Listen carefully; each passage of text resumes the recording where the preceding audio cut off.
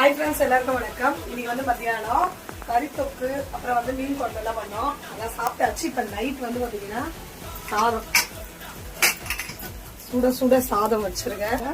இது வந்து கறி தொக்குல ரசில கொஞ்சோட சாப்பாடு, பழைய சாப்பாடு எடுத்து வச்சுட்டேன்.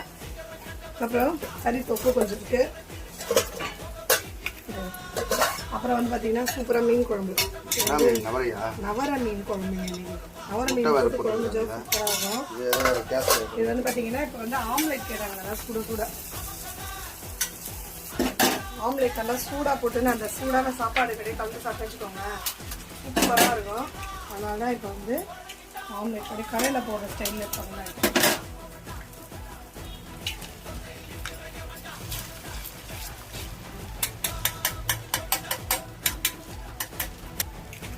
எல்லாமே உப்பு எல்லாமே போட்டு வதக்கிட்டேன். அப்படியே இப்படி ஓட. இன்னைக்கு தான் நம்ம வீட்டில் வீடியோ